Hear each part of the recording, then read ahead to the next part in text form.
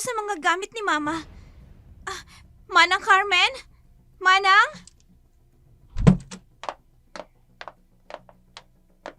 Oh, Susette, nandiyan ka na pala. Anong ibig sabihin nito? Bakit nasa labas ang mga gamit ni Mama? At yung mga pictures, bakit sinisilid mo sa kahon? Eto ba? Eto? Susette, masyado nang masikip ang bahay para sa mga to. Lilinisin ko lang ang mga kalat na naiwan ng nanay mo. Tigilan mo yan! Akin ang mga yan! Huwag mong pakikialaman ang mga gamit ni Mama ko!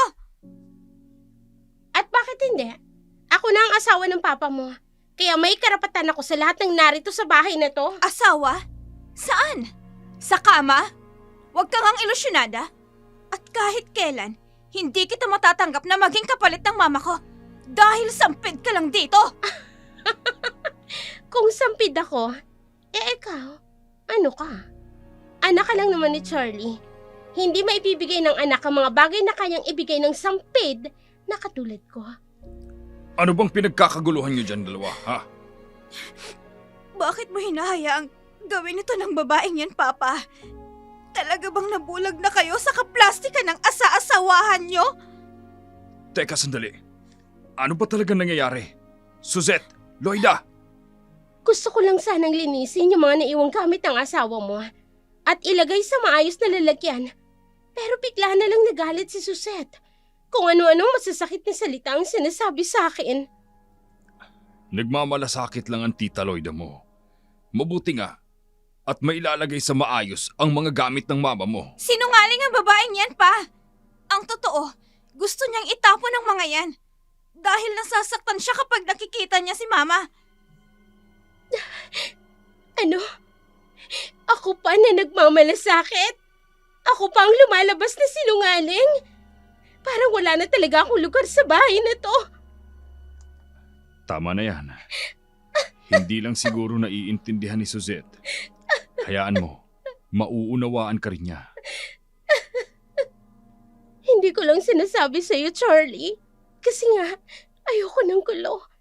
Pero alam kong simula pa lang, hindi na ako tanggap ni Susette bilang matrasta niya.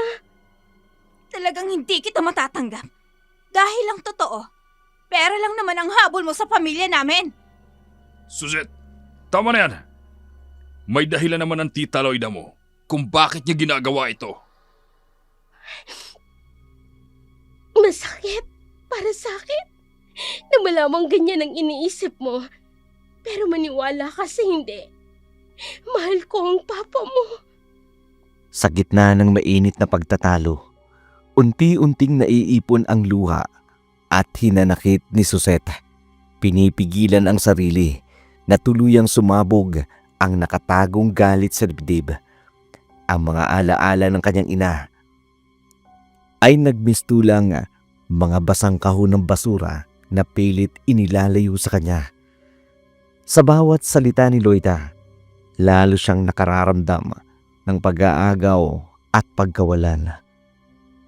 Hindi alam ni Susette kung saan siya kakapit. Sa ama na tila nagbubulag-bulagan o sa mga alaala.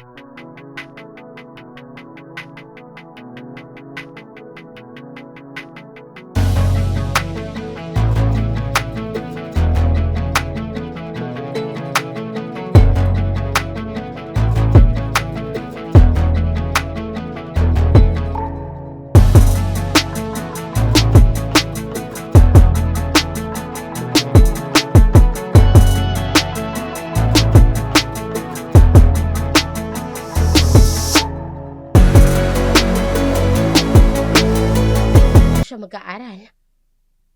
Para sa college niya. Pero sanay na siya sa private. Sanay na siyang dun mag-aral. At isa pa, naroon ng mga kaibigan niya. Malaking pagbabago sa kanya kung lilipat siya. Alam ko, Charlie. Mas maganda nga yun. Para masanay siya sa ibang kapaligiran naman. Para iba naman yung makikita niya at matuto ng responsibilidad. Pero sigurado kung mahihirapan si Suzette.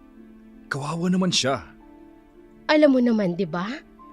Kailangan nating magtipid para sa pagpapakasal natin. Kung sa public school si Susette mag-aaral, hindi na natin kailangan magbayad ng malaking tuition. Pero papaano siya? Alam kong hindi siya basta papayag na lumipat. Eh di kausapin mo ang anak mo. At eto pa ha, kung public school lang siya mag-aaral, hindi nakakailanganin ng driver na maghahatid sa kanya. Kaya pwede na nating paalisin si Manang Carmen at yung driver. Yung swinisweldo nila, mapupunta sa ipon para sa pagpapakasal natin. O diba? Ano pa sa tingin mo? Pero Loida, Charlie, ano ba? Hindi mo ba ako naiintindihan? Para sa kinabukasan natin ang lahat ng to. Kinabukasan natin? O para lang sa walang kwentang ambisyon mo? Susette, nandiyan ka pala. Kanina ka pa dyan? Oo. At narinig ko lahat. Lahat ng pinaplano nyo. Public school? Paaalisin si Manang Carmen at ang driver? At pagkatapos ano? Ako ang mahihirapan? Suzette, hindi pa naman buo ang desisyon namin ng tita Loida mo. Pinag-uusapan pa lang namin ng tita mo. Pwes, ngayon pa lang papa, sasabihin ko na sa inyo, hindi ako papayag. Lalo na sa pagpapakasal ninyo. Walang sino man ang pwedeng pumalit sa inyo ni mama ko. Susette, anak, hindi mo ko. Hindi kayo ang ina ko, kaya huwag mo akong tawaging anak. Sandali lang, naiintindihan mo bang sinasabi ko? Para ito sa ikabubuti mo, Susette. Hindi! At wala akong balak na intindihin kayo. Ang alam ko lang, pera lang ang habol mo sa papa ko. Susette, ilang beses ko bang sasabihin sa iyo? Wala akong ganoong intensyon. Sadyang mahal ko lang ang papa mo. Suzette, anak, hindi ganun ang intensyon ng tita Loida mo. Mahal niya ako. Alam ko yon. Hindi ako naniniwala, papa. At hindi po ako papayag na makasal ka sa babaeng yan. Suzette, naiintindihan ko ang nararamdaman mo. Pero sana, maintindihan mo rin kami. Papa, ako ba naiintindihan mo? Hindi ka na sana nagdala ng malaking problema dito sa bahay. Oh, Charlie, hayaan na muna natin siya. Kausapin na lang natin siya sa ibang araw. Wala nang ibang araw, Tita Loida. Ito na ang huling araw na sasabihin ko to sa inyo. Kahit kailan, hindi kita matatanggap para sa papa ko! Nakabibinging katahimikan ang iniwan ni Susette matapos marinig ang mga iyon. Ramdam ang pangamba at kaba sa pagitan ni na Charlie at Loida. Habang pareho silang hindi makatingin sa isa't isa, si Charlie, nakayukong walang imik, pilit na iniintindi ang saloobin ni Susette. Nag-aalala para sa mararamdaman ng kanyang anak. Si Loida naman, pilit na pinakakalma ang sarili. Nagtitimpi, ngunit hindi maitatanggi na natatakot ito na baka tuluyang masira ang plano nilang pagpapakasal. Alam ni Loida na mawawala ang latang inaasam nito kapag hindi siya naikasal kay Charlie. Kaya ganun na lamang ang pagpapanggap ni Loida sa harapan ni Charlie.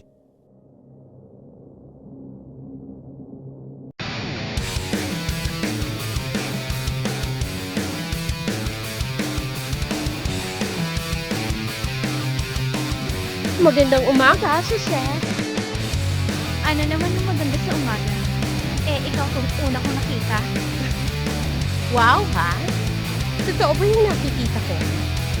Nagluto ka ng almusal? Lubos-lubosin mo na yung kaplastikan mo. Kasi mamaya, magpapanggap ka na naman bilang tao sa harapan ni Papa. Morning! Good morning, Papa. Gising na pala kayo. Tamang-tama. Inihahanda ko na po ang almusal natin. Oo nga eh. Tinanghali ako ng gising. Hindi bale. Wala naman akong pasok dun sa opisina. Talaga, mahal? Wala kang pasok ngayon sa opisina? Eh di pwede tayong pumunta sa mall. May bibilin sana ako. Papa? Alam niyo bang hating gabi na umuwi kagabi si Tita Loida? Nakita ko kasi. Tinatid siya ng isang lalaki. Oo. Tumawag sa akin ang tita Loida mo kagabi. Pupunta raw sa isang kaibigan niya na galing sa ibang bansa. Tama ba, mahal? Oo nga, mahal. Dumating kasi yung kaibigan ko galing abroad. Nagpumustahan lang kami. At ng iba pa namin mga kaibigan. Buti pa yung kaklase ko. Nakabili ng sasakyan. Kung gusto mong makabili ng sasakyan mo, magtrabaho ka. Hindi yung puro kagastos at lahat inaasa mo kay Papa. Susan, ano bang sinasabi mo? Kwento ko lang naman sa papa mo. At saka totoo naman ang sinasabi ko. Swerte lang talaga yung kaklase kong yun na nasa ibang bansa. Kaklase lang ba talaga? O baka naman, isa sa mga lalaki nyo? Ay, hindi. Mali pala. Isa sa mga peneperahan nyo. Suset, sumusobra ka na. Mali ang iniisip mo. Huwag mo naman akong siraan sa harap ni Charlie. Alam kong umaarte ka lang para maniwala si Papa sa'yo. Pero hindi mo ko madadala. Tama na yan, Suzette. Alam kong nagsasabi ng totoo ang tita Loida mo. Dapat lang na maniwala ka sa akin, mahal. Kaya hindi kita kayang pagtaksilan. So ako na naman ang mali. Ako na naman ang sinungaling. Papa, kailan ba kayo maniniwala sa akin? Niloloko niya na kayo. Hindi lang siya gold digger. Malandi pa siya. Patuloy na umiinit ang tensyon sa pagitan ni Suzette at ni Loida. Para bang hindi makapaghintay ang bawat isa na pakawalan ang tunay na nararamdamang galit at pagkamuhi. Ang mga salitang binitiwan ni Suzette ay nagmistulang apoy na kumalat sa loob ng tahanan. Sa likod ng mga ngiti at pagpapanggap, may nakakubling katotohanan na naghihintay lamang ng tamang oras para tuluyang mailantad. Sa bawat sulyap ni Suzette, makikita ang galit at ang matinding pagnanais na makita ni Charlie. Ang mga kasinungalingan ni Loida hanggang magpa siya itong paalisin ang madrasta.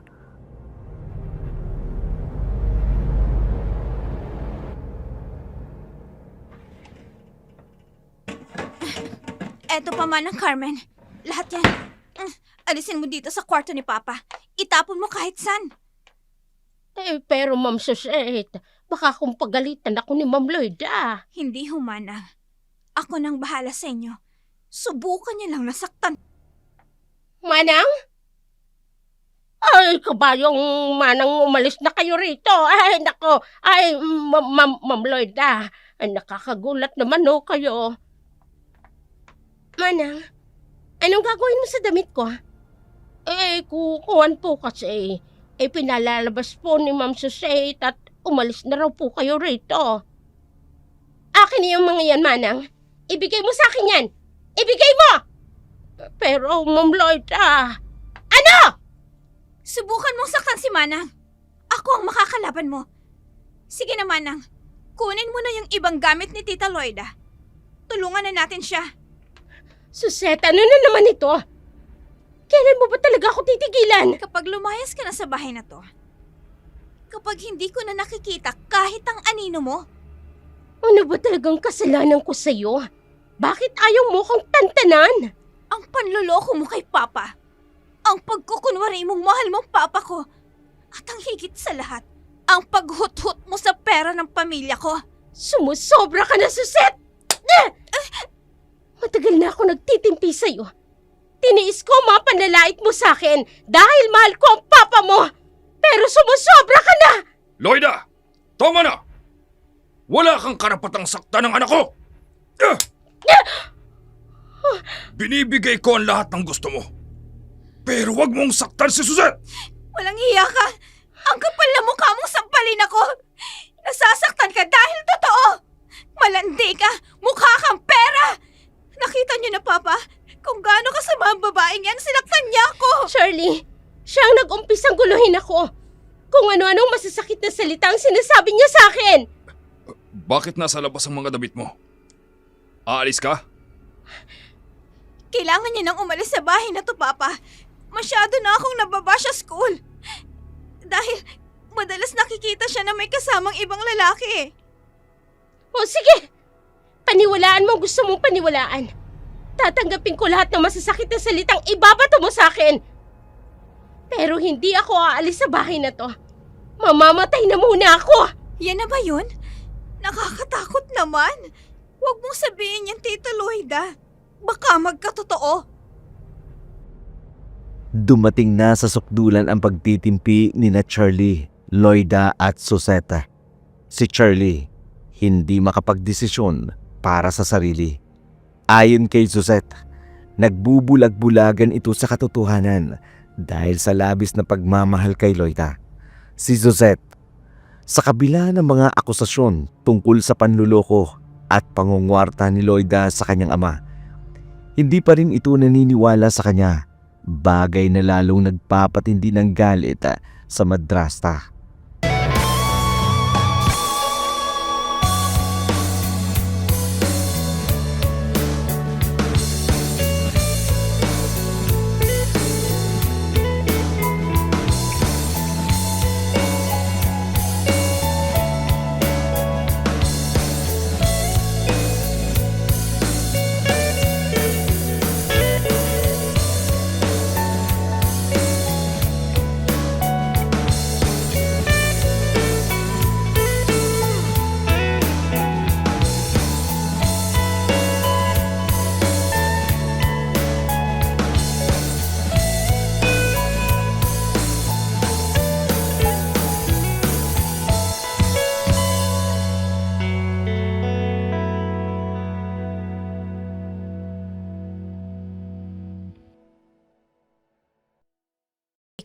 Pumasok ka.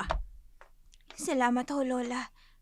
Ay, ano bang nangyari? Lola, si Papa ho kasi. Teka. Dahil na naman ba siya yung gitera mong madrasta? Lola, gusto ko na pong palayasin siya sa bahay. Pero nakikipagmatigasan ho siya. At sa tuwing nag-aaway kami, lagi ho siyang kinakampihan ni Papa. Ay, kaya humahaba ang sungay ng babaeng yon dahil siya Papa mo. Kinukonsinti niya.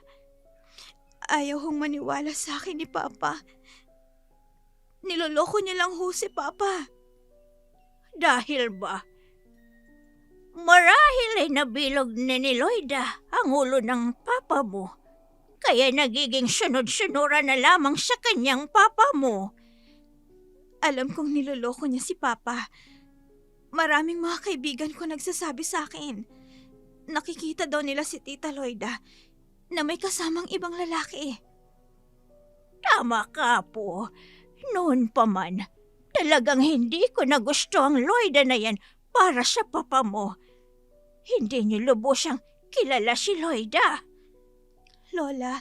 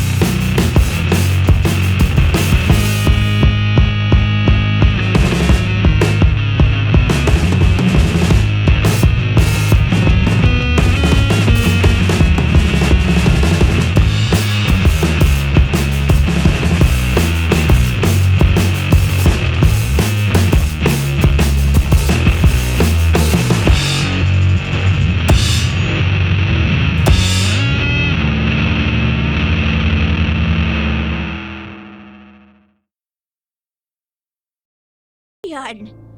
Pero, Lola, ganun ho ba? Akala ko kasi may nangyari na sa inyo.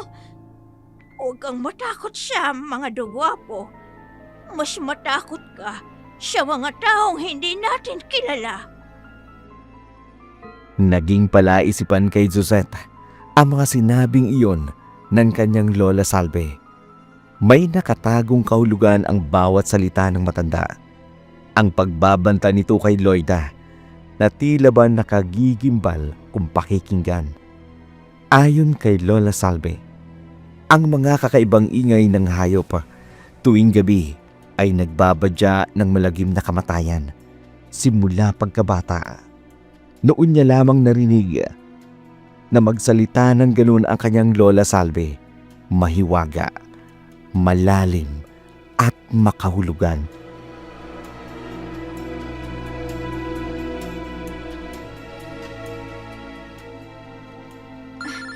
Tumatawag si Mia. Hello? Mia? Ano? Nagawa mo ba yung pinag-usapan natin?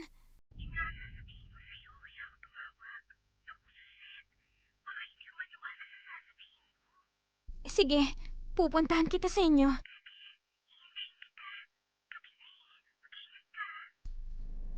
Oras na para matigil ang panloloko niya kay Papa. At sisiguraduhin ko, si Papa mismo ang magpapalaya sa'yo, Tita Loida.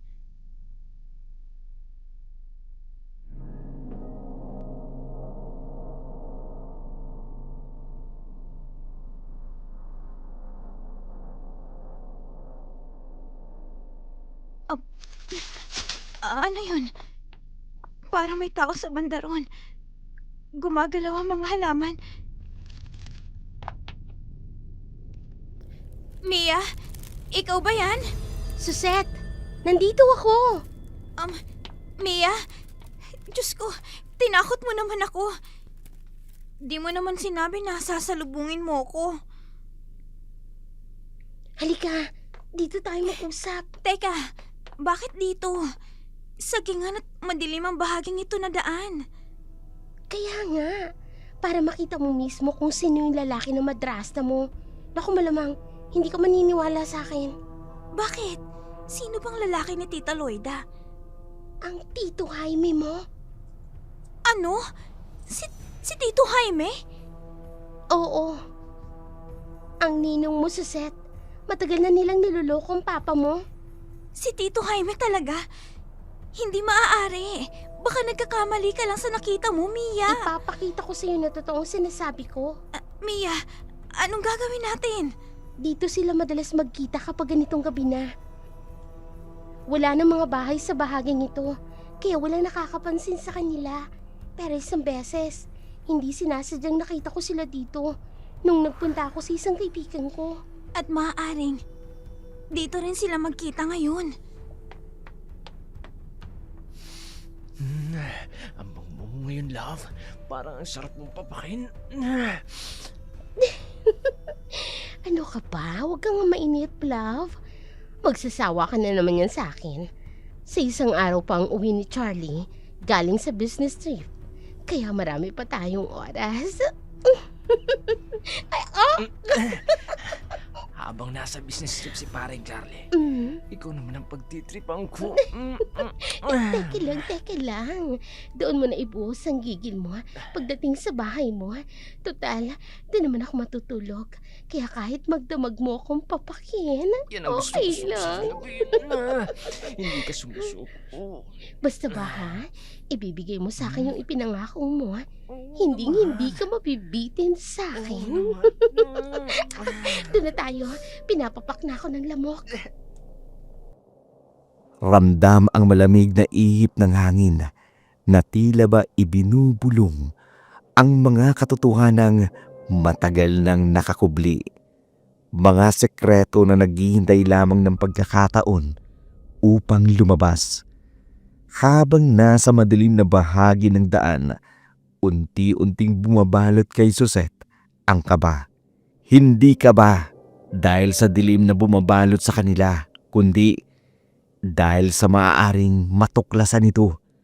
Samantalang si Mila, seryoso ang muka at kinakabahang nakatingin sa direksyon ng madilim na daan habang hawak na mahigpit ang braso ni Susette. Hawak na parabang nagsasabi ng kanyang nalalaman sa madilim na bahaging iyon. Sa bawat minutong lumilipas, lalong tumitindi ang hinala ni Susette at doon nga biglang lumantad sa kanya ang matagal ng itinatagong kasinungaling. Dito ko lang yun inilagay. Dito lang yun nung huling naglinis ako dito sa kwarto ni Mama. Sandali, baka nandito lang. Wala dito. Pero hindi pwedeng mawala yun. Si Manang Carmen, baka naglinis siya dito. Baka nailagay ko kung saan. Manang Carmen? Manang? Ay, Ma'am Susette, bakit ho ba? Manang, naglinis ka ba dito sa kwarto ni Mama? Noong 1 linggo pa yon, Ma'am Susette. Noong pinaglinis niyo po ako rito, ay bakit ho ba? Kasi yung jewelry box ni Mama nawawala. Nakita niyo ba, Manang? O baka naitago ninyo? Ay nako, hindi ho. Pero nakita kong pumasok dito nung isang araw si Ma'am Lloyd Nagtataka nga po ako kung bakit may susi siya rito. Ay samantalang kayo lang naman ang papa mo ang nakakapagbukas nito. Nakapasok dito si Tita Loida? Ay bakit po? Ay baka naman iniwan ng papa niyo ang susi kay Ma'am Lloyd Hindi. Hindi yun gagawin ni Papa, Manang. Maaring nakalimutan ni Papa. Kaya nakuha ni Tita Loida. Oh, bakit? Parang nakakita kayo ng multo. Hindi lang multo, kundi isang magnanakaw. Magnanakaw na, lalakero pa. Mas makati ka pa sa higad. Manang Carmen? Susette? Ano ba nangyari dito? Huwag niyo akong titingnan ng ganyan. Nawawala ang jewelry box ni Mama. So, pinagbibintangan mo ko? Nakita ka ni Manang Carmen. Nung isang araw, pumasok ka raw dito sa kwarto ni Mama. Oo. Pumasok nga ako. Pero may kinuha lang ako. Na naiwan dito sa loob ng papa mo. Tsaka naiwan niyo yung susi. Kaya ako na yung kumuha. Ikaw lang naman ang may malaking pagnanasa sa mga naiwan ni Mama. Kaya walang ibang magnanakaw nun kundi ikaw. Si Manang. Oo, tama. Si Manang Carmen. Siya ang labas-masok sa kwarto ng mama mo. Malaking halaga yung kapag ibinenta. Kaya ba ninakaw mo? Dahil malaking halaga ang makukuha mo? Bakit? Kulang pa bang perang nahuhut-hut mo kay Papa? Kaya pati mga alas ni Mama, pinag-iinteresan mo pa? Habang palipat-lipat ang mata ni Loida, kina Susette at Carmen na parehong nakatitig sa kanya, ay nababasa nito ang ibig sabihin ng mga titig ng dalawa. Ilang segundong katahimikan ang lumipas habang tinitingnan ni Susette si Loida mula ulo hanggang paa. At saka tinitigan itong muli ni Susette sa mga mata. Titig na tila nagsasabing si Loida ang nakita niyang salarin.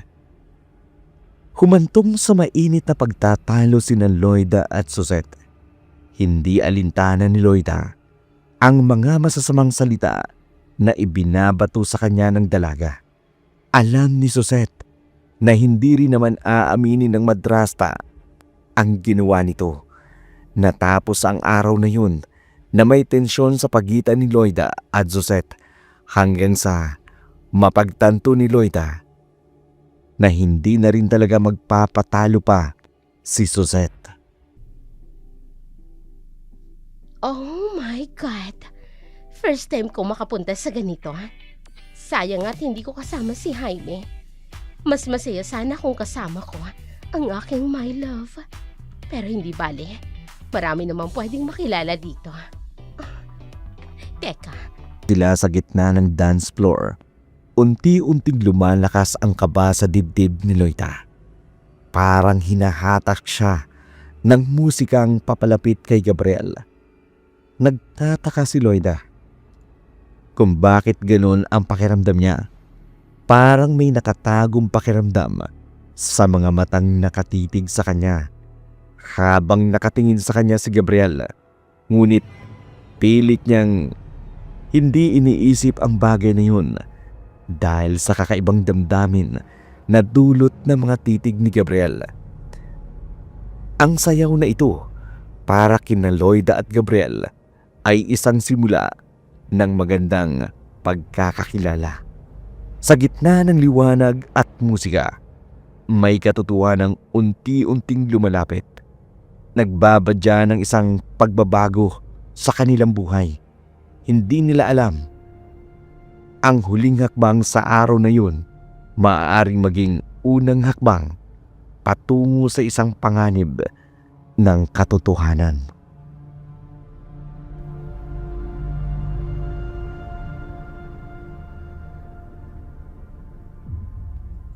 Loida! Loida!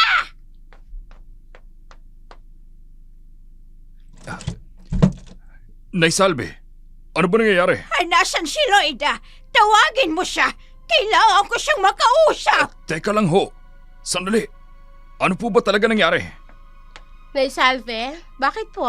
Anong kailangan ninyo? Kailangan ko ng sagot. Totoo ba na lagi kang may kinakatagpong lalaki habang wala si Charlie? Ha? Ano? Sa inyo naman ako ang chismis na yan? Huwag mo akong gawing tanga, Loida. Mismo ang apo ko nakakita sa'yo, si Susette. Huwag ka nang mangbaang maangan pa, Tita Loida. Kitang-kita ko na kayo. Kayo ng lalaki mo. At narinig ko lahat ng pinag-uusapan nyo. Ay, naku naman, Susette. Ano ka ba? Mali ang nakita mo. Hindi ako yun. Tama ng palusot, Loida. Ilang beses nang sinabi sa akin ni Susette ang ginagawa mong kalokohan. Ano bang kulang kay Charlie? At kailangan mong maghanap ng iba? Loida, anong ibig sabihin nito? Totoo ba ang sinasabi nila? Sabihin mo sa akin! Charlie, maniwala ka. Hindi ako yun. Mahal kita. Hindi ko magagawang lokohin ka. Huwag kang maniwala sa mga sabi-sabi lang. Hindi ito sabi-sabi lang. Ang apo ko, pati mga kapitbahay, ganon din ang sinasabi nila. Tinatanggi mo pa rin ba? Paano mo nagawa to kay Charlie? Bakit ba napakahirap ninyong maniwala sa akin? Masama bang magkaroon naman ako ng mga tao na pagsasabihan ko ng mga problema ko? Si Charlie palaging nasa business trip. Nakakaramdam din naman ako ng lungkot. Kaya minsan pumupunta ako sa mga kaibigan ko para maglibang. Pero ngayon, nagiging masama pa ako sa inyo. Idadaan na naman sa paiyak-iyak para maniwala si Papa? Loida, kung wala ka namang tinatago, maiintindihan ko naman. Pasensya na kung napagsalitaan kanina. Wala akong ibang mahal, Charlie. Ikaw lang. Kaya hindi ko magagawang lokohin ka. Ang pagmamahal, Loida. Minsan, natatakpan ng mga material na bagay. Minsan, nagiging mas makapangyarihan ang salapi kaysa sa pagmamahal. Kaya ang akala natin ay tunay ang pag-ibig na ibinibigay mo sa kanila. Pero ang totoo, mas mahal mo ang ibang bagay kaysa sa isang tao. Pero Nay Salve, totoong pagmamahal ko kay Charlie. Mahal ko siya higit pa sa anumang bagay. Sana nga, Loida. Sana nga. Tara na po, Lola. Ihahatid ko na po kayo sa bahay niyo. Pasensya na po, Inay. Hayaan nyo. Ako na ang bahala kay Loida. Kakausapin ko na lang siya. Dapat lang. Kausapin mo hanggang magsabi ng totoo. Tandaan mo to, Loida. Hindi mo maloloko ang lahat ng tao sa paligid mo. At darating ang araw, panahon na mismo ang ang maglalantad sa'yo sa katotohanan. Umalis sina Lola Salve at Suzette. Tahimik na nakaupo si Charlie. Habang si Lloyda naman, palihim na pinupunasan ang mga luha ng pakunwari. Ang bawat salita ni Lola Salve parang patalim na tumatagos sa dibdib ni Lloyda. Sa pagitan ng mabigat na pakiramdam at katahimikan, ramdam ni Lloyda ang unti-unting pangihina ng tiwala ni Charlie. Hindi na lamang ito simpleng pagtatalo ng pamilya, kundi isa itong babala na maaaring bumago sa kanilang pagsasama. Habang pinipilit ni Lloyda na ipagtanggol ang sarili, unti-unti namang nangingibabaw ang pagdududa sa pagmamahal ni Charlie. Sa bawat paggalaw ng oras, lumalapit kay Charlie ang sandali kung Hating gabi na. Oh. Saan ka galing? Charlie, gising ka pa pala. Ang sabi mo sa akin, sandali ka lang. Halos madaling araw na oh. Nagpaalam naman ako sa'yo, hindi ba? Pupunta ako sa kaarawan ni Gina, yung kaibigan ko sa kabilang baryo. Kaarawan? Madaling araw na, Lloyda. Ano bang klaseng kaarawan yung sinasabi mo? Ngayon lang kasi ulit nagkita-kita kaming magbabarkada. Alos hindi maubusan ng kwento kaya ayun, medyo natagalan. Pasensya na kung pinaghintay kita. Kwentuhan? Kantahan? Tapos ano, Lloyda? Hindi mo man lang ba inisip na habang nagkekwentuhan kayo, may isang taong nag-aalala rito? Pasensya na. Gusto ko na sanang umuwi kanina pa. Kasi alam ko nag-aalala ka. Pero pinigilan ako ni Gina. Pasensya na talaga. Ipinagtatanggol kita sa mga pag-aakusa ni Inay at ni Suzette. Pero ikaw naman itong nagpapaya sa sarili mo. Sa bahay lang naman kami ni Gina. Hindi naman kami pumunta sa kung saan. Oo nga. Pero hindi ko alam kung sino-sino pa ang mga kasama nyo. At saka hindi ka maipagtatanggol ni Gina yan. Mga kaibigan lang naman ang naroon. Teka, iniisip mo ba na? Hindi mo maaalis sa akin na hindi mag-isip na baka may ginagawa ka na. Lalo pat maraming sinasabi sa akin si Suzette. Pinipilit kong hindi maniwala dahil ikaw ang pinakikinggan ko. Wala akong ginagawang masama. Dapat lang na hindi gumawa ng anumang bagay na hindi ko magugustuhan. Dahil kapag nangyari yun, hindi ko alam kung anong magagawa ko sa'yo. Charlie! Nasasaktan ako. Huwag mo akong sakalin. Ano bang nangyayari sa'yo? Huwag kang magkakamaling traidorin ako, Lloyda. Kung ayaw mong gawin ko sa'yo ang isang bagay na habang buhay mong pagsisisihan. Charlie, ano ba nangyayari sa'yo? Nasasaktan ako. Ano ba? Itiwan mo ako! Charlie! Pinipilit ko ang sarili kong huwag mag-isip ng kung ano-ano. Pero binibigyan mo ako ng dahilan para gawin yun. Ito tatandaan mo, Lloyda. Oras na mapatunayan kung niloko mo ko, papatayin kita! naiwan si Lloyda na nanginginig at tulala. Hindi malaman kung galit ba o takot ang nangingibabaw sa kanyang dibdib. Ang mga salitang binitiwan ni Charlie patuloy na umaalingaw-ngaw sa kanyang isipan. Matalim, mabibigat, at tila ba may ibang kahulugan. Sa labas ng bahay, nagkakagulo ang mga hayop na tila ba may kung anong nakikita sa dilim. Sa bawat pintig ng hininga ni Lloyda, ramdam niya ang kakaibang ihip ng hangin sa loob ng bahay. Kakaibang presensya ng isang pangyayari na tila magbubukas ng susunod na umaga.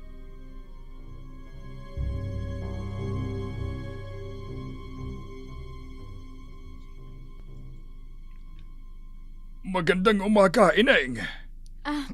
Magandang umaga rin po sa inyo.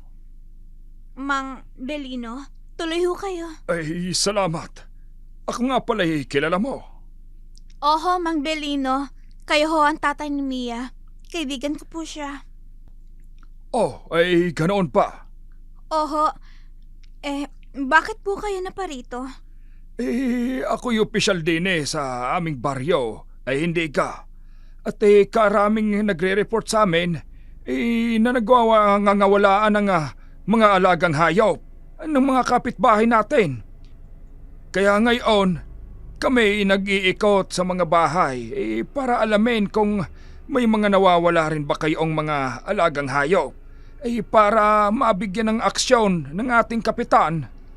Wala naman ho kaming nawawalang hayop, Mang Belino. Pero kagabi ho, meron ho ako napansin na kakaiba sa mga alaga ko hong aso at pusa. Ay bakit ba, Ineng? Ano gang iyong napansin? Magkakasundo ho yung mga alaga ko. Madalas nga silang naglalaro. Pero kagabi, halos magpatayan sila. Sinugod nila ang isa't isa. Para ho bang galit na galit sila at natatakam sa sariwang pagkain. Ay, ganun ga, Ineng. Ay, siya, sige. At aking isasama yung sa aking report kay Kapitan. Sige ho, Mang Belino. Salamat ho. Ay, sige, Ineng. Ako'y dadako na roon dun sa susunod na bahay. Habang papalayo si Aling Belen, naiwan si Susette na tila nag-iisip sa kanyang isipan. Bumabalik ang imahe ng mga alagang hayop na bigla na lamang nagbabago ang mga kilos at halos magpatayan. Hindi niya alam kung bakit ganon ang inasal ng mga iyon, ngunit dama niyang may kakaibang nangyayari sa mga ito. Sa bawat hakbang ni Aling Belen, tila ba sumasabay ang kaba at takot sa dibdib ni Susette. Sa katahimikan ng umagang yun, ramdam ni Susette ang kakaibang bigat ng paligid.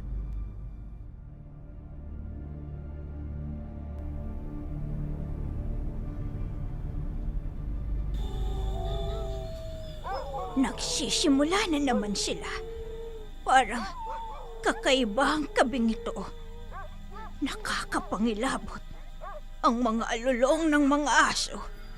Pati ang mga hayop sa gubat. Nagkakagulo na rin.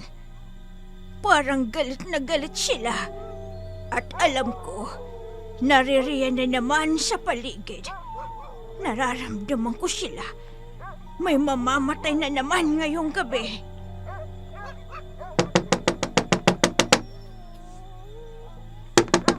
Ay, sandali! Abay, sino naman kaya to? Gabing-gabi na.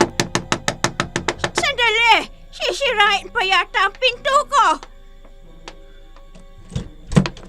Lola? Shit! Apo! Abay, anong nangyayari? Halika, pumasok ka muna rito. Ay, kung kailang gabi na siya kakapanaisipang pumunta dito sa bahay. Lola, wala akong kasama sa bahay, Lola eh. Hindi pa ho umuwi si Papa. Si Manang Carmen naman, umuwi ho sa kanila. Nagbabadya ng malagim na panganib ang gabing ito, Apo. Lola, anong ibig niyong sabihin?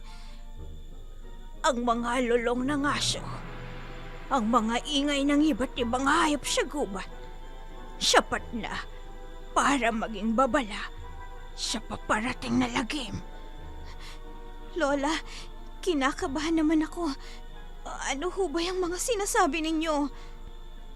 Walang makapipigil sa bangis ng dilim kapag itinakda ito ng kamatayan. Habang pinipilit ni Susette na pakalmahin ang sarili, nakita ni Lola Salve ang takot at kaba sa mukha ni Susette. Habang sa labas ay bilog ang buwan at unti-unting nagkukublis sa ulap. Patuloy ang nakakikilabot na hagulhol ng mga hayop sa paligid. Mahigpit ang pagkakahawak ni Susette sa mga kamay ni Lola Salve. Isang malalim na titig ni Lola Salve kay Susette, sapat na para maintindihan ni Suzette ang ibig sabihin ng matanda.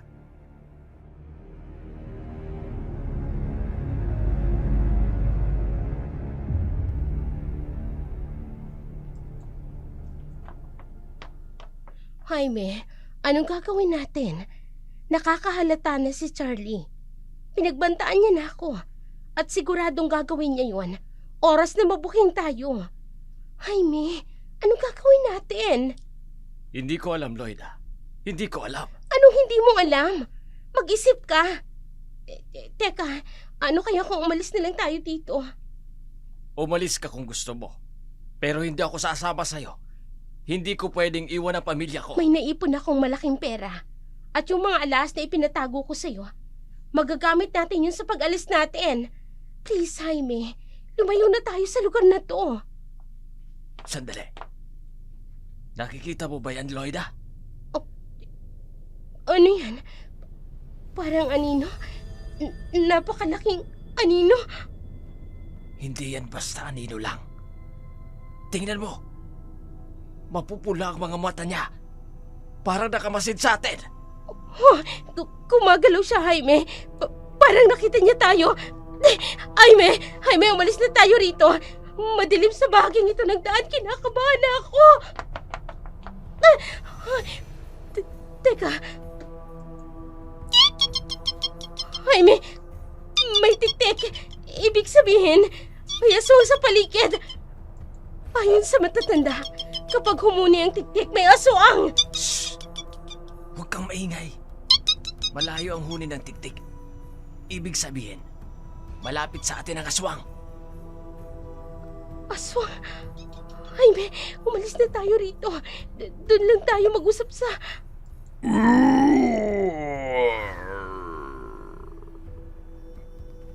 Hoy! Halimaw! May halimaw! Halos himatayin si Loida nang tumambad sa kanyang harapan ang nakatatakot na nilalang. Mabalahibong itim na anyo ng tao. May matutulis at mahabang mga kuko sa kamay.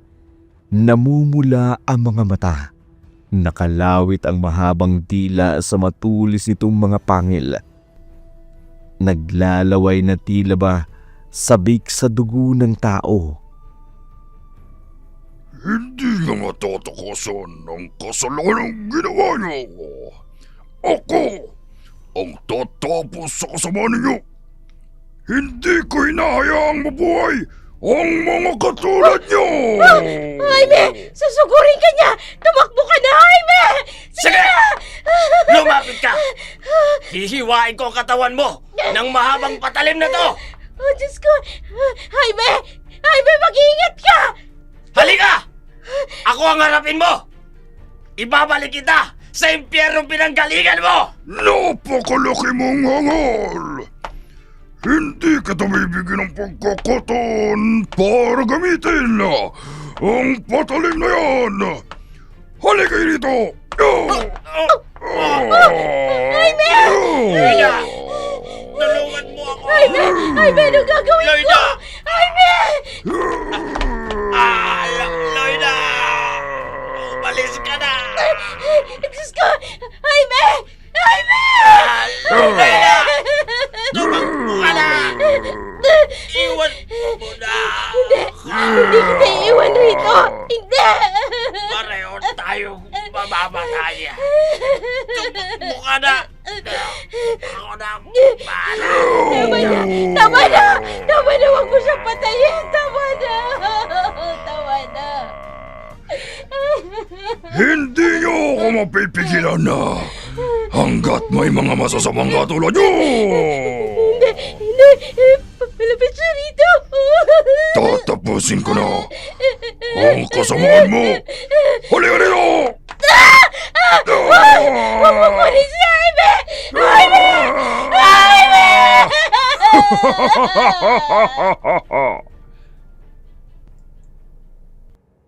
Ilang sandaling naghari ang katahimikan.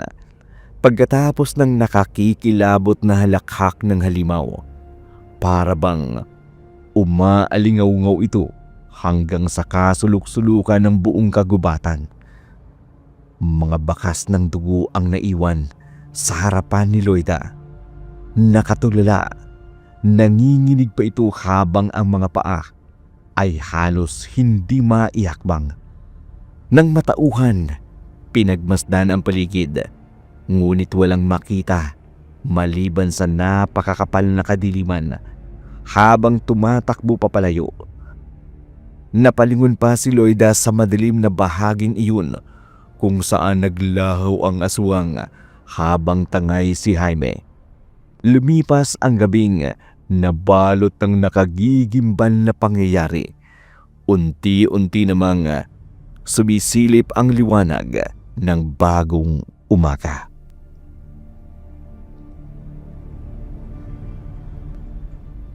Halika, samahan mo ako. May pupuntahan tayo. Tayo lang? Hindi kasama ang team natin? Utos ni Epe yun. Kaya mo bang suwayin? Aba, tara na! Kanina ko pa gustong umalis eh. Ikaw lang iniintay ko eh. Ang bagal mo. Ikaw na magmaneho. Medyo inaantok pa ako. Maga na tayo nakatulog kagabi.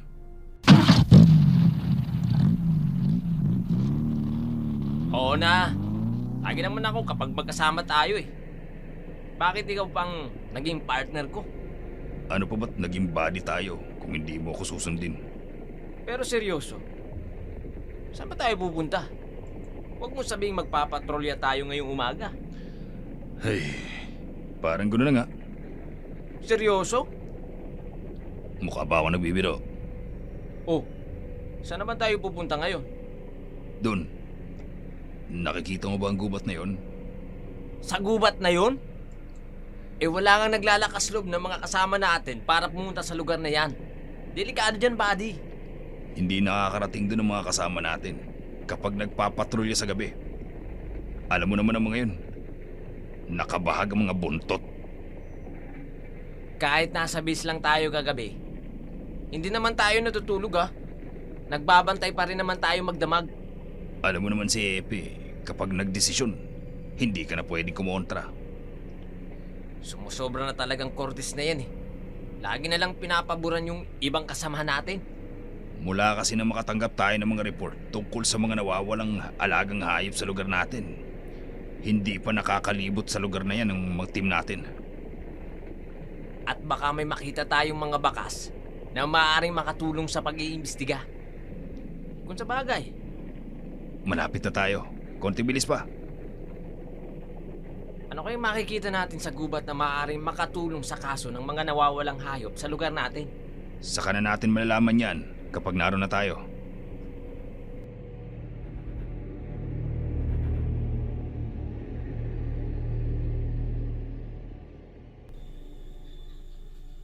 Narito na tayo sa bukana ng gubat.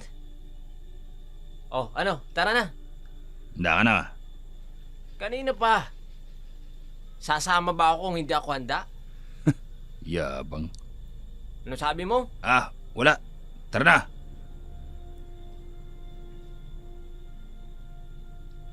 Dahan-dahan. Matatalim ang mga bato sa dinaraanan natin. Kapag nadulas ka sa ilog na yan, dyan ang bagsak mo. Kaya pala walang naglalakas loob pumunta dito eh. Kahit aso, mahihirapang sumut dito. Sandali. Tingnan mo. May mga bakas ng dugo sa dinadaanan natin. Oo nga.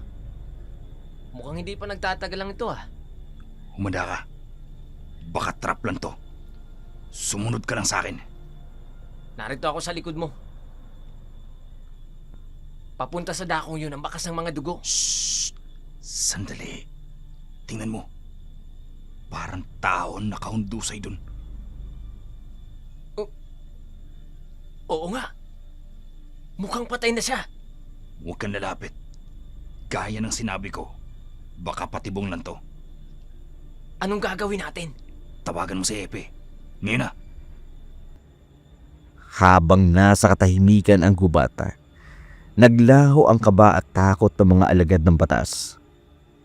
Ang malamig na dampi ng hangin sa kanila ay tila ba naghahatid ng panganib.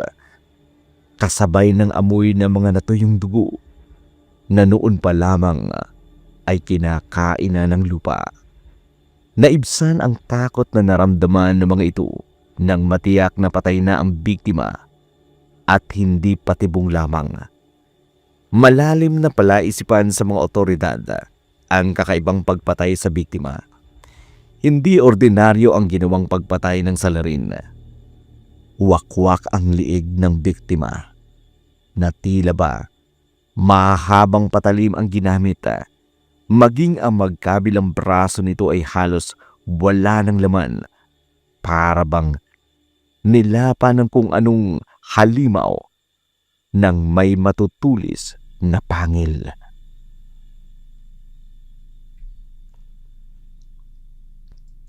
Sir, ito na po ang statement of accounts ninyo sa nakaraang buwan. Salamat. May tanong pa po kayo, sir? Sandali. Sigurado ko bang sa akin ang records na to? Opo, sir. Charlie Sandoval, hindi po ba? Oo.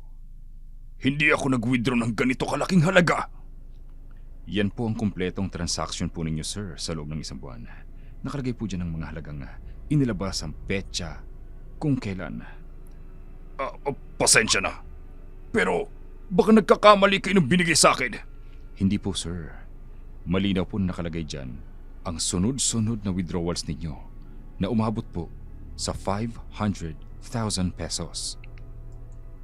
May paraan ba para malaman kung sinong nag-withdraw ng mga pera na yan sa petsa nakalagay?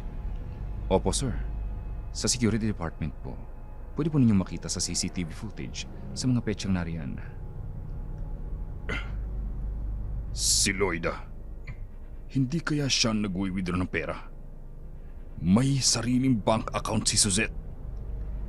Kaya hindi siya makikialam sa account ko. Humanda ka, Lloyda. Kapag napatunayan ko, baka mapatay kita. Nag-aapoy na galit at pagdududa ang unti-unting umalipin kay Charlie. Naglaho sa kanyang isipan ang posibilidad na baka si Lloyda ang may kagagawan. Dahil alam niyang may sariling bank account si Suzette, kaya hindi ito makikialam. Sa likod ng pagiging kalmado, nabubuo ang maitim na plano para kay Lloyda.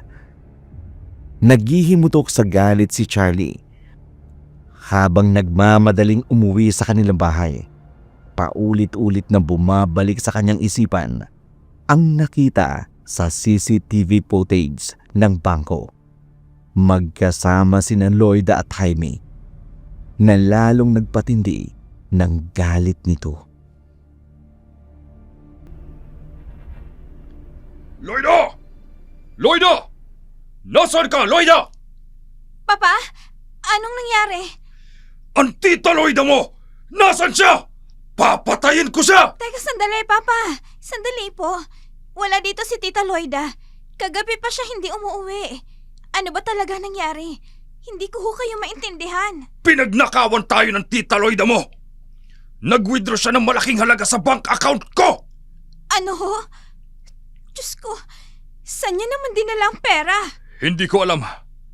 Pero matagal niya na yata tayong pinagnanakawan. Sabi ko na nga ba hindi mapagkakatiwalaan ng babaeng yun.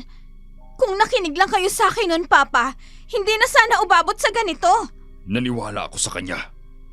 Pero lahat, kasinungalingan. Magaling siyang magpanggap para makuha ang gusto niya. Teka, ang mga alahas ng mama mo, sigurado, siya rin ang nagnanakaw. Siya lang ang may malaking pagnanasa sa mga yon, Pa. Kaya sigurado ako, siya ang nagnakaw sa mga yon.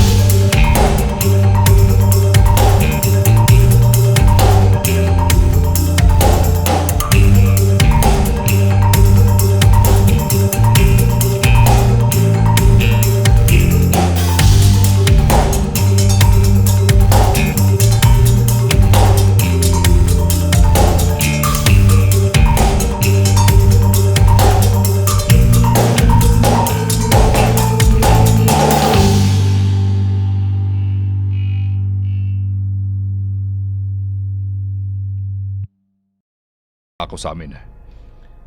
Nakahanda ang aming tanggapan para tumulong sa mga lumalapit sa amin. Sige, hindi na kami magtatagal. Mga kasama, tayo na!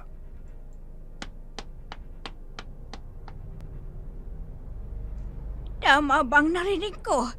Pinagnakawan kayo ni Lloyd, ah? Opo, inay. Nag-withdraw siya ng malaking halaga sa bangko. ₱250,000 ang natangay niya. Ay, abay talaga palang may pagkatusyong babaeng yon. Hindi na nga nakontento sa isang lalaki. Nagnakaw pa. Pati po yung alahas na naiwan ni Mama, ninakaw niya rin ho, Lola. Nakita mo na, Charlie? Kung nakinig ka siya na sapo ko, hindi mangyayari to. Saan natin hahanapin ang babaeng yon? Sa labis na pagkabigla at takot, nanatiling tahimik sina Charlie at Lola Salve habang papalayo ang mga pulis. Sandaling natahimik ang buong bahay ni Charlie dahil sa balitang iyon. Ang misteryosong pagkamatay ni Jaime at ang biglaang pagkawala ni Loida. Si Suzette, bagamat bata pa, makikita ang labis na pag-aalala at takot sa mga narinig dito. Sa kabila ng kaguluhan, nakaramdam naman ng pangamba si Lola Salve.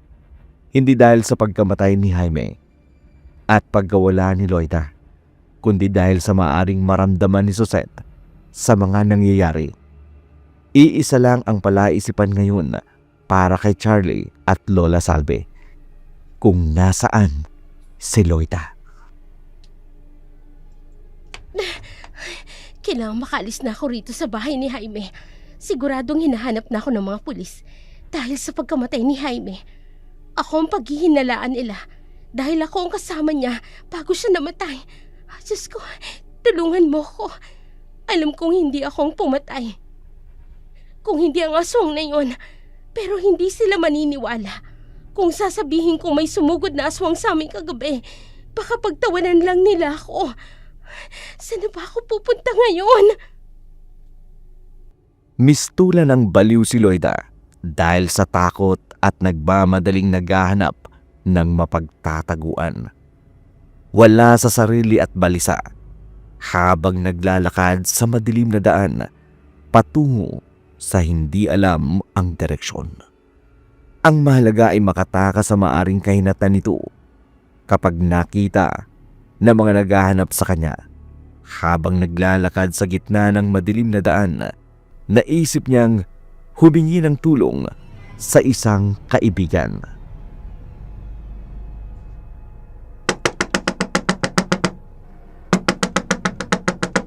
Gabriel!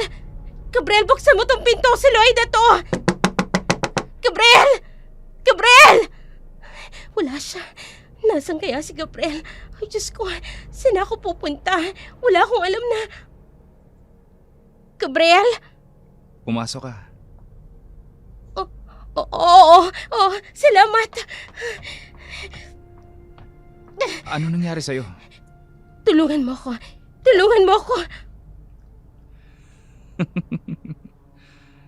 Tulong? Anong tulong ang maibibigay ko sa'yo? Hinahanap ako ng mga pulis. Sigurado akong pinaghihinalaan nila na pumatay kay Jaime. Jaime? Sinong Jaime? Kaibigan. Kaibigan ko siya.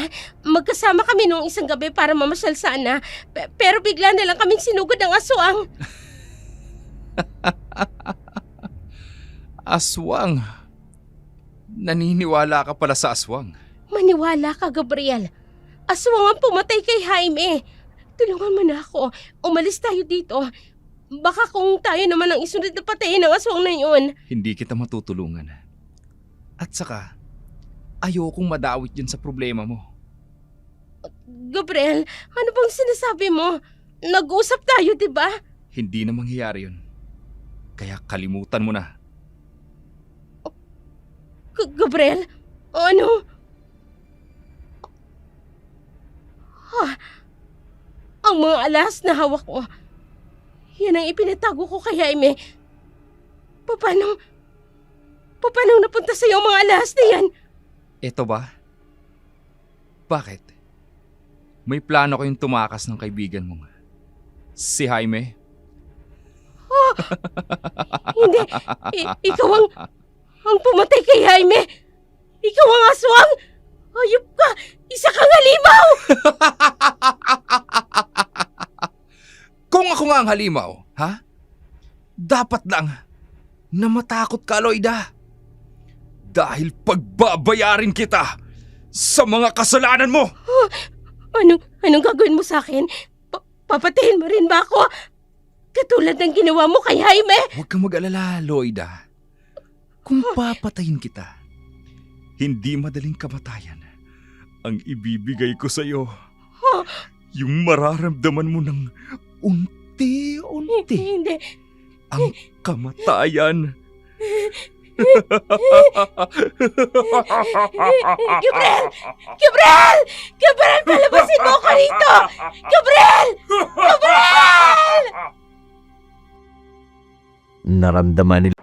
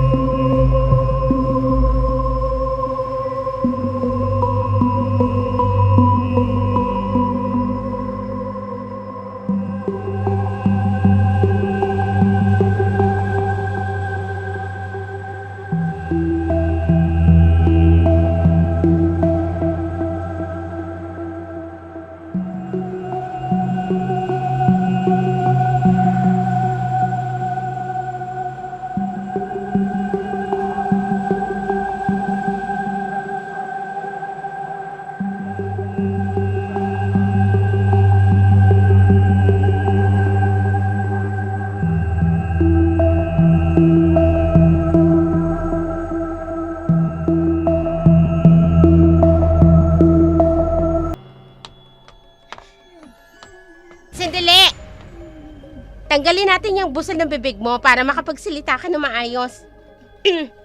Ayan, magsalita ka. Hayop ka, Loida! Anong ibig sabihin nito? Bakit ako nakatali rito?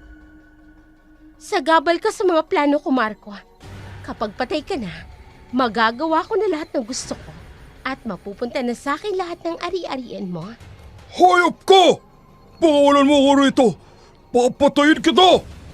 Oo nga pala. Malaking halaga rin ang nakuha mong insurance money sa employer mo. Salamat ha. Masahol ka pa sa hayop! Nagtiwala ako sa'yo!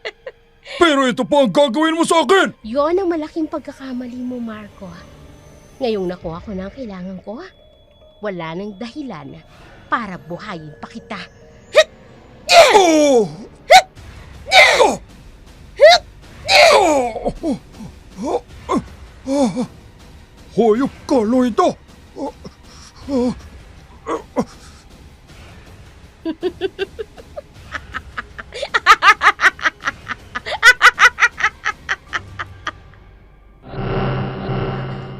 Alam ni Gabriel na akong pumatay sa ama niya.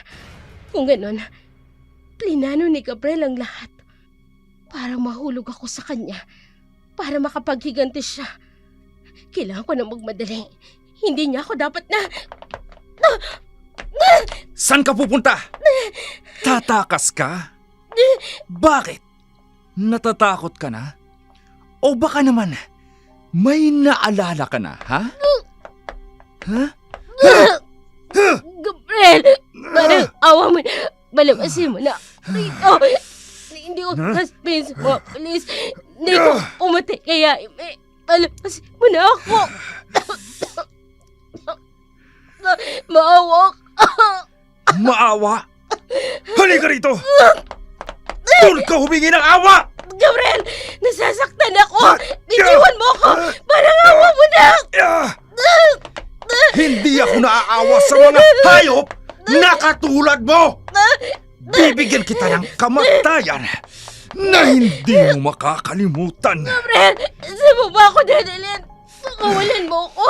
Huwag mo ko papatayin! Bibigyan kita ng kamatayan na hindi mo makakalimutan. Halos mapasigaw si Loida nang mapagtantong nahulog siya sa patibong ni Gabriel. Lupaypay, hindi makalakad habang kinakaladkad siya ni Gabriel. Dinala siya sa isang abandonadong bahay sa kakahuyan at doon may naalala si Loida. Ngayon, Loida, narito na tayo. Ha? May naaalala ka ba sa lugar na to? Nasaan ako?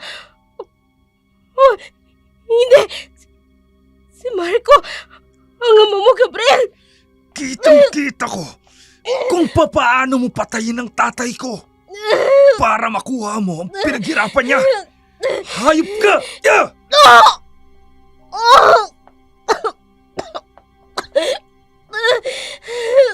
Patawarin mo ko, Gabriel. Para awa mo na. Huwag mo kong patayin. Walang kapatawaran ang ginawa mo! Ibabalik ko sa'yo ang ginawa mo sa ama ko! Gabriel, huwag. Huwag mo kong patayin. Patawarin mo ko. Patawarin mo ko, Gabriel. Huwag. Huwag. Habang naghihingalo at nagmamakaawa kay Gabriel, unti-unting bumabalik sa alaala ni Loida ang lugar na kinaroroonan nila ni Gabriel. May malaking punong kahoy sa paligid ng abandonadong bahay. Sa bawat hakbang ni Gabriel papalapit kay Loida, tumitindi ang kaba at takot sa dibdib ni Loida. Sa bawat pag-ikot ng kanyang mga mata, napagtanto nito ang pagitan ng nakaraan at ng kasalukuyan.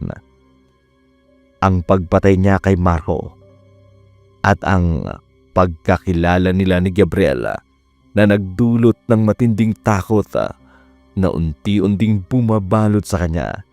Tila ba ang bawat sandali ngayon bahagi ng isang plano na mas mapanganib kesa sa kanyang inaakala. Good morning, Lola. Ay, magandang araw. Siya napakaganda at napakabait kong apo. Ang aga niyo namang mambola, Lola. Totoo naman ang sinasabi ko. Ikaw ang pinakamagandang dalaga dito sa baryo natin. Oo na, Lola. Sige na, para matigil na kayo. Teka, nasaan po si Papa? Naisalbe! Suset! Hinaryan na pala si Charlie. Habang bumibili ako ng tinapay, narinig ko ang usapan ng mga naroon. Ang aga-aga naman po ng mga marites na yan. Ano raw pong pinag-uusapan nila? Natagpuan raw ang bangkay ni Loida kagabi. Doon sa may kakauyan. Sa dulo nitong baryo. Ano ho, Papa? Patay na si Tita Loida?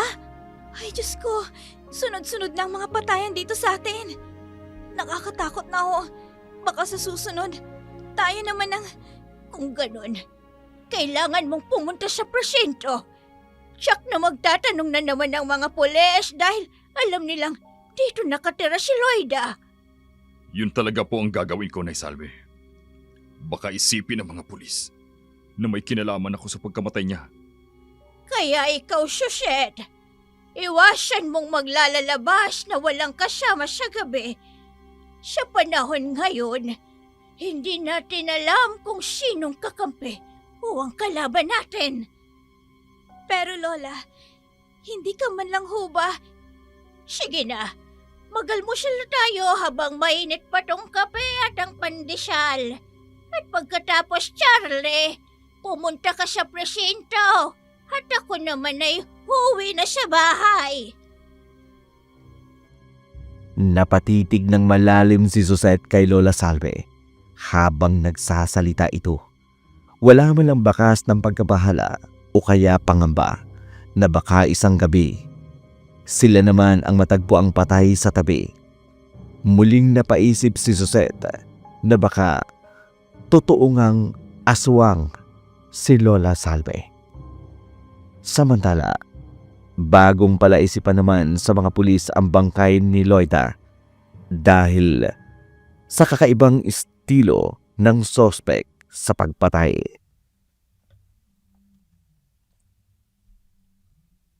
Kayo nga nakakita sa bangkay kagabi. Tama ba? Opo, sir. Kasama ko si Buddy kagabi sa pagpapatrolya. At kayo rin ang magkasama nang matagpuan ninyo ang bangkay ng lalaki. Doon sa gubat noong isang araw. Tama ba? Tama po, sir.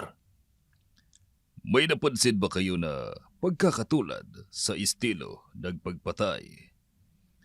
Wala naman po, sir. Bakit, sir? May napansin ba kayo? Mga kagat sa liig ng babaeng biktima at marka ng paglapa sa mga braso ng bangkay ng lalaki. Matatalim ng ngipin ang gamit. Pero magkaibang parte ng katawan. Tama. At sigurado nga, hindi tao ang pumatay. Aswang, sir? Yun ba ang ibig niyo sabihin? Hindi lang basta aswang.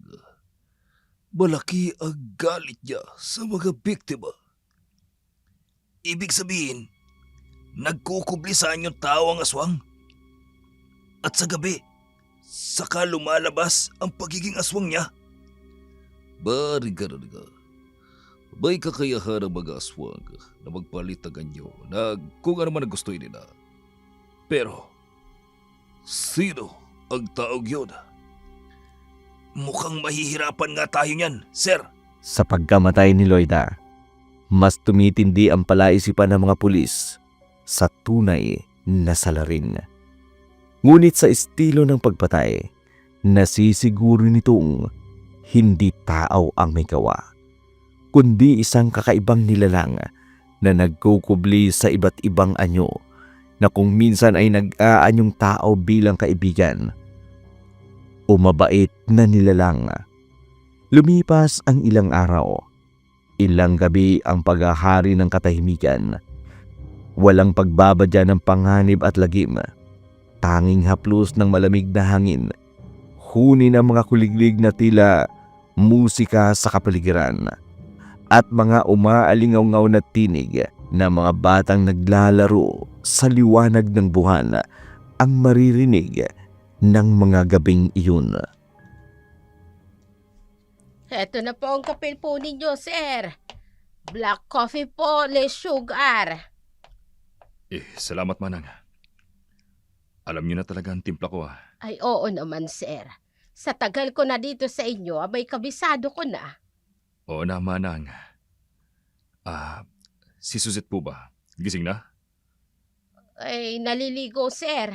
Tinanghali ng gising si Ma'am Suzette. Ganun ba? Ipaghandaan mo na rin siya ng almusal. Sir, tingnan niyo po. Nariyan na naman siya sa labas ng gate natin. Sino manang? Kilala niyo po ba kung sino siya? Hindi po, sir. Pero ilang araw ko nang napapansin siyang nakatayo sa harapan ng gate. Kapag lalapitan ko siya para tanungin, tumatakbo naman siya papalayo. Hindi po kaya manang isa siyang magnanakaw? At minamanmanan kung walang tao dito sa bahay. Ay, sir, kung magnanakaw yan, ay dapat sa gabi pupuntang magnanakaw. Ay, saka tingnan mo, sir, malinis naman ang itsura niya. Ang mabuti pa, kakausapin ko na lang siya. Baka may kailangan siya. Ay, mabuti pa nga po, sir.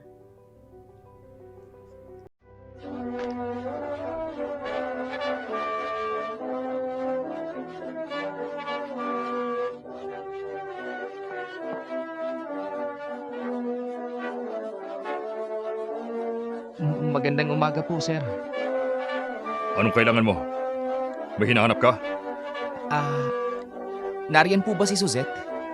Kaibigan ko po kasi siya. Tama ba ang pagkakarinig ko? Kaibigan ka ng anak ko? Opo, sir. Magkaibigan po kami ni Suzette. Ganun ba? Sige, pumasok ka. Salamat po, sir. Halika, sumunod ka sa akin. Papa? Kilala mo si Gabriel? Magandang umaga, Suzette. Kaibigan mo raw siya. Opo, Papa. Iisa lang ang school na pinapasukan namin. Ganun ba? O sige, ikaw na ang bahala sa kanya. Manang Carmen, ikaw nang... Nasaan si Manang Carmen? Kanina ka pa ba, Gabriel? Pasensya ka na. Tinanghali ako ng gising. Okay lang yun. Hinihintay talaga kitang lumabas. Pero, nakita na ako ng papa mo. Maiwan ko na kayo, Suzette. Tawagin mo na lang si Manang kung may kailangan kayo. Sige po, Papa. Salamat po, sir. Gabriel? Sandali lang may kukunin lang ako. Sige, dito lang ako. Paikot-ikot ang tingin ni Gabriela sa malawak na bakuran ng bahay. Nang hindi mapakali, naglakad ito hanggang sa may gilid ng sementadong bakod. Luma na ito at nababalot na ng mga tuyong lumot. Bitak-bitak dahil sa malalaking ugat na mga puno na naroon sa loob ng bakuran. Napaatras si Gabriela nang makita ang isang matandang babae nakatayo malapit sa malaking puno. Pinagmamasdan niya itong mabuti. Hinihintay na lumingon sa kanya. Gabriel? Ay, Suzette! Nariyan ka na pala. Ano bang tinitingnan mo dyan at gulat na gulat ka? Yung matanda dun. Kasambahin niyo ba siya? Sinong matanda? Nasaan? Ayun, oh. Wala na siya. Nasaan na ba yun? Naroon lang siya kanina eh. Bigla na namang nawala. Baka si Manang Carmen ang nakita mo. Nandun siya sa loob naghahanda ng almusal. habang kumakain at palingalinga si Gabriela sa loob ng malaking bahay. Hanggang mahagip ng mata niya ang larawan ng isang matandang babae. Black and white pa ang painted ng litrato. Pamilyar sa kanya ang nasa larawan. Pero hindi niya maisip kung saan niya ito nakita noon. Sa isip ni Gabriel, ito ang lola ni Suzette na naikwento niya minsan. Naputol ang malalim na imahinasyon ni Gabriela nang tapikin ito ng malakas ni Suzette para imbitahan sa darating na kaarawan ng dalaga. Nang mga oras na yun, nasa presinto si Charlie upang alamin ang tungkol sa nakabinbin na kaso ni Loida. Salamat at dumating ka, Charlie. Gusto talaga kitang makausap tungkol dito sa mga alahas na ito. Hepe, yan ang mga alahas na ninakaw ni Loida sa bahay bago siya namatay. Kaya nga kita tinawagan dahil naalala ko nga kasama ito sa inireport sa amin. Nakita namin ang mga alahas na yan sa posting station sa harap ng presinto. Maaring iniwan nung kung sino. Maaari nating magamit yan para sa pag-usad ng kaso. Opo, Hepe. Gusto na rin po namin magkaroon ng linaw tungkol sa pagkamatay niya. Malaking halaga na wala sa amin. Naiintindihan ka namin, Charlie. Hanggang ngayon, wala pa ring lead kung sino ang responsable sa kaso ni Loida at kung sino ang maaaring kasabwat niya sa pagnanakaw sa'yo. May mga nakapagsabi nga nakita raw si Loida na may kasamang lalaki ilang araw bago siya napatay. Walang nababanggit si Loida tungkol sa kung sino lalaki. Yan ang madalas naming pagtalunan. May nakakakilala ba sa kanila sa lalaking yun, sir? Ayon yun sa isang tricycle driver na nakausap namin. May edad 20 at medyo morenong lalaki. Hindi rin natin pwedeng husgahan agad. Kailangan natin ng detalyadong impormasyon. May nakaalitan ba noon ang asawa mo? Kamag-anak o kaya naman kaibigan? Wala namang nababanggit ng ganun si Loida. May mga araw na nagpapaalam siya sa akin para pumunta sa mga kaibigan niya. Ang susunod na hakbang na gagawin ay hanapin ang lalaking nakakitang kasama ni Loida. May palatandaan ng taong yun. Salamat, Sargento. Kung kailangan ninyo ng tulong, sasamahan ko kayo. Narito ang kooperasyon ko sa inyo. Salamat. Pero sa ngayon, mas mabuti kami na muna ang kikilos. Gaya ng nasabi ko na noon, mahihirapan tayo sa kasong ito ni Loida. Pero bilang alagad na batas, hindi kami titigil. Maghihintay ako. Anumang oras, tutulong ako kung kailangan ninyo. Makalipas ang ilang minutong pakikipag-usap sa mga pulis, ramdam ni Charlie ang bigat ng kalagayan niya habang iniisip nito ang nangyari kay Loida at ang mga ginawang pagnanakaw bago ito mamatay. Unti-unti niyang nauunawaan na mas komplikado ang kaso kesa sa inaasahan. Bagamat may kaba, baka sa mukha ni Charlie ang kaginawahan sa pagkakaroon ng suporta mula sa mga pulis. Ang mga haka-haka tungkol sa lalaking nakasama di umano ni Loida, ang maaring kasabwat sa pagnanakaw, ay naging palaisipan, ngunit alam ni Charlie na hindi siya nag-iisa sa paghahanap ng hustisya. Happy birthday, Suzette. Ang ganda-ganda mo naman. Salamat. Halika, maupo ka dito. Naku, nakakaya naman. Hindi ko kilala yung mga yan. Huwag ka mag-alala. Mababait ang mga yan. Suzette? Kilala mo ba yung lalaking yun? Yung nakatayo sa may labas ng gate ninyo. Kanina pa siya nakatingin sa'yo. Oo, si Gabriel. Kaibigan ko siya. Kakawayan ko siya para pumasok dito. Ayan, pupunta na siya dito. Mahiyain kasi yan In fairness gwapo siya. Happy birthday, Suzette. Ito, para sa'yo. Salamat. Halika, maupo ka. Siya nga pala, si Mia, kaibigan ko. Mia, si Gabriel. Hi, Mia. Nice to meet you. Hello, Gabriel. Nice to meet you too. Ang pogi mo naman. Mia, ano ka ba? Teka, pupunta lang ako sa comfort room. Gabriel? Okay ka lang ba? Kanina ka pa tahimik eh. Suzette. Pwede ba tayong mag-usap? Doon sa may bahaging yun. Bakit dito tayo pumunta sa may likuran ng bahay? Hindi ganong maliwanag dito, Gabriel. Bakit? Natatakot ka ba sa akin, Suzette? Naniniwala ka ba na ako ang aswang na pumatay sa tita Loida mo? Gabriel, syempre naman hindi. Kaibigan kita. Kaya naniniwala ako sa'yo. Maniwala ka, Suzette. Hindi ako ang aswang. Aaminin ko, sukdulan ang galit ko sa tita Loida mo. Kaya gusto ko siyang patayin ng gabing yon. Gabriel, naniniwala naman ako sa'yo. Pero, bakit gano'n na lang ang galit mo kay Tita Loida? Dahil pinatay ng madrasta mo ang tatay ko. Para sa malaking insurance money. At makuha niya ang mga ari-arian ni Itay. Kaya dinala ko siya sa lugar kung saan niya pinatay si Itay.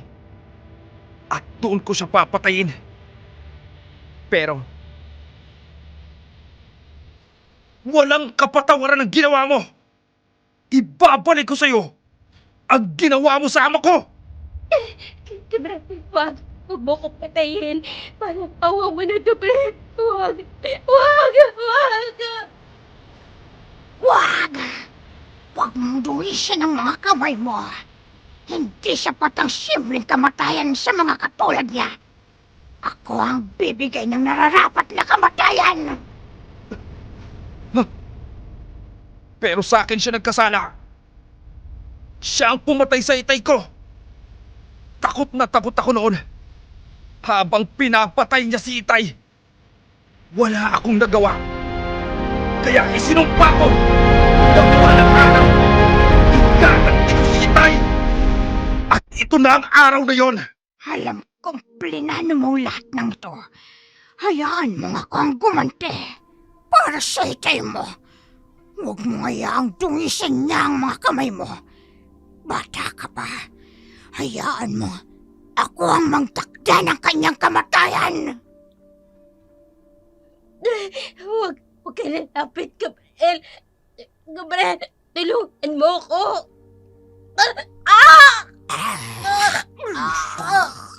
Gabriel, tulungan mo ko.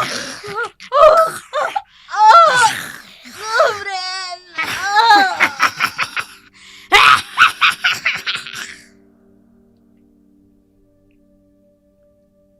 Yun ang totoong nangyari, Suzette. Hindi ako ang pumatay kay Loida. At lalong hindi ako ang aswang. Sa totoo lang, hinahanap ko talaga ang tunay na pumatay kay Loida. Eh kahit ang mga pulis, nahihirapan din na mahanap ang tunay na salarin sa pagkamatay ni Tita Loida. At saka, sigurado ako na hindi ordinaryong tao ang pumatay kay Loida, kundi isang aswang. At kilala ko na kung sino siya. Halika, ibubulong ko sa'yo. Sige. Ha? Tama nga ang hinala ko. Aswang si... pero sandali. Kung siya ang aswang, bakit natatakot siya sa mga alulong ng aso tuwing gabi? Nagkukunwari lang siyang natatakot. Pero ang totoo, siya ang may kagagawan ng sinasabi niyang mga sinyalis at lagim.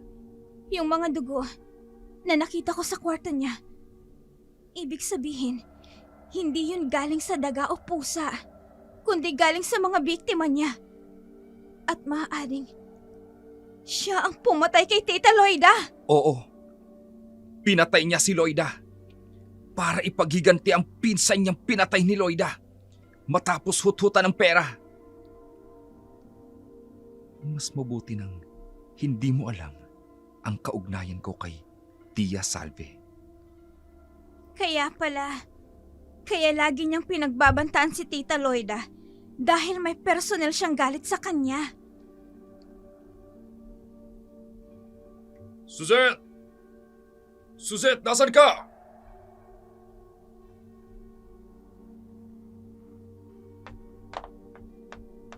Suzette? Nasaan na ba yun? Dito lang yung kanina. Mia, nasan si Suzette? Oh, Nakita mo ba? Hindi ko nga rin po alam eh. Dito lang yun po kanina, kausap ni Gabriel. Manang Carmen, si Suzette. Nasan si Suzette? Papa, anong nangyayari? Bakit nagtatakbuhan sila? Ang Lola Salve mo, may kakaibang nangyayari sa kanya. Parang may masamang nilalang na pumasok sa katawan niya. Suzette, tingnan mo. Nanlilisit kang mga mata ni Lola Salve mo. Hindi niya na kayang itago ang pagiging aswang niya. Matagal ko nang hinihintay na malaman niyo ang totoo. At ngayon, wala na kayong takas. Lola Salve! Suzette, huwag kang lalapit. Hindi na siya tao. Hindi. Nagbabago ang anyo ni Lola Salve. Tumutubo ang makakapal na balahibo sa buong katawan niya. Humahaba ang mga kuko. At lumalabas ang matatalim na pangil. At ang mahahabang dila. Pulang-pulang mga mata niya. Diyos ko, Gabriel, tama nga ang hinala ko. Aswang nga si Lola Salve! Lola Salve!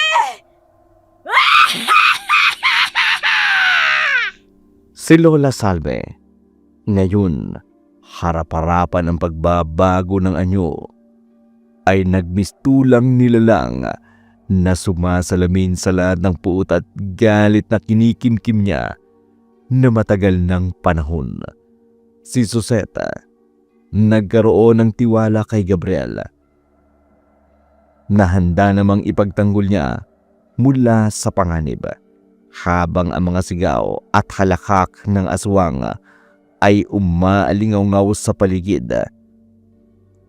Makikita ang kislap ng mga mata ni Suzette at Gabriel sa panibagong bukas.